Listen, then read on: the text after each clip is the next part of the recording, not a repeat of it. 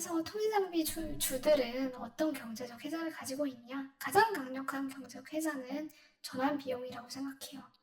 그래서 몇 가지 사례를 볼 텐데 시스코 사례를 먼저 보면은 이제 소수 글로벌 벤더들은 강한 시장 지배력을 가지게 되니까 여기에 따라 가지고 통신사들이 이제 다른 그런 장비를 사용하게 되면 그만큼 이제 지금 깔려져 있는 그런 망에 대한 이제 전환 비용이 굉장히 강하잖아요.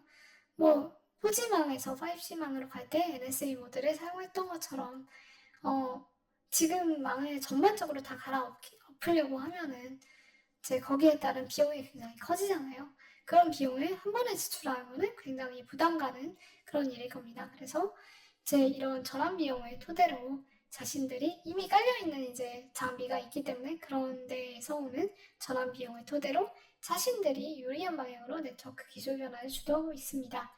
그래서 시스코 같은 경우에는 SDN이라는 자칫 잘못하면은 자기네들 BM이 굉장히 약화될 수 있는 그런 소프트웨어 프로그래밍을 통해 가지고 차세대 네트워킹 기술을 이제 소프트웨어 프로그래밍을 통해 가지고 운영 관리를 편안히 처리할 수 있는 차세대 네트워킹 기술이 이제 개발됐는데 여기에서 이제 좀 더 장비 시장이 수평적으로 바뀔 거다라고 기대가 됐었는데 시스코 같은 경우에 ACI라는 아키텍처를 출시하면서 여기에 적극 대응해가지고 이제 더 시장 지배력을 약화시키지 않고 유지 또는 강화시키는 그런 이제 사업 전략을 추구했다라고 보여지고 여기 따라서 이제 시스코는 시장 지배력이라는 그다음에 전환 비용이라는 경제적 혜자를 바탕으로 5G, 5.5G, 6G 같은 기술 진화에 따른 ASP 상승분 중에 많은 부분을 이익으로 가져오고 있습니다.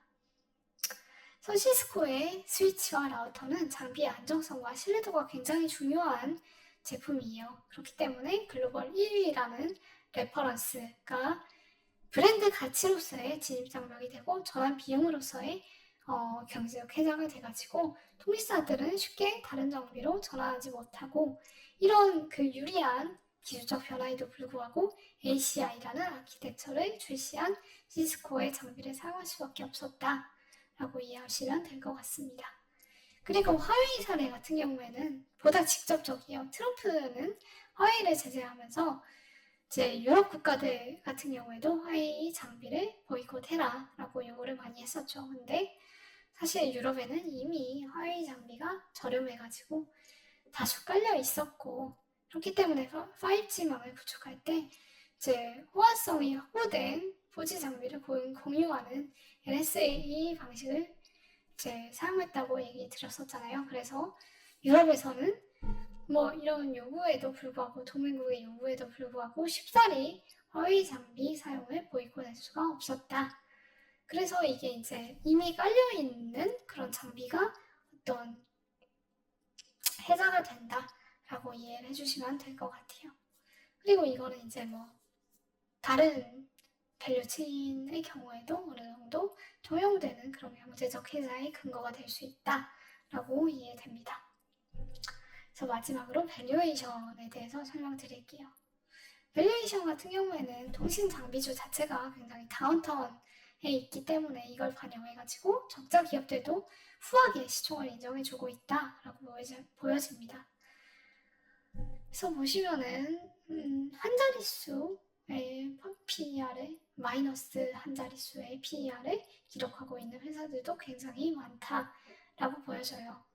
근데 이렇게 이제 밸류에이션을 후하게 쳐주는 이유는 머지않아서 5.5G 그리고 많이 미뤄지더라도 6G망은 구축될 것이기 때문에 그래서 얘네들이 고도화 설비 투자를 할 것이다. 통신사들이 고도화 설비 투자를 할 것이다 라는 게 가능성 높은 미래이기 때문에 이런 밸류에이션이 가능하다라고 보여집니다. 그리고 25년 중에는 주파수 경매라는 산업적인 큰 모멘텀을 앞두고 있기 때문에 통신장비 BM 비중이 높은 그런 기업에 투자하는 것은 굉장히 확률 높은 전략이라고 보여져요.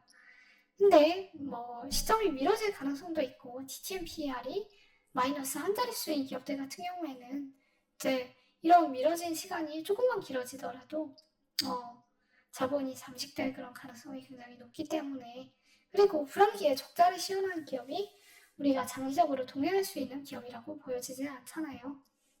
그래서 이제 이런 그 기업들 중에서 전체적으로 흑자를 시현하고 있는 기업들 위주로 제가 볼드 처리를 해봤고, 이제 얘네들하고 유사 BM을 영위하고 있는 기업들을 이렇게 묶어봤습니다. 그래서 RF텍, KMW, 에이스테크 이렇게 세 기업을 한번 묶어가지고 이 중에서 RF텍을 한번 분석해보고, 이노와이어리스는 이제 같은 BM을 영위하고 있는 기업이 없어서 단독으로 한번 검토해보고, 솔리드하고 HFR, 그다음에 다산 네트워크스, 유비커스, 대한광통신, 큐리 얘네들을 각각 짝지어가지고 분석해보려고 합니다. 그리고 시스코 같은 경우에는 제 전체 그 통신장비 기업들 중에서 대장주로서 장기 투자의 대안으로 한번 통신 업황이 턴어라운드 된다라는 게 기정사실화될 수 있다라고 하면은 장기 투자의 대안으로서 한번 분석을 해보려고 하고 있습니다. 그래서 이상으로 제가 분석한 글에 대한 설명을 마치도록 하겠습니다. 감사합니다.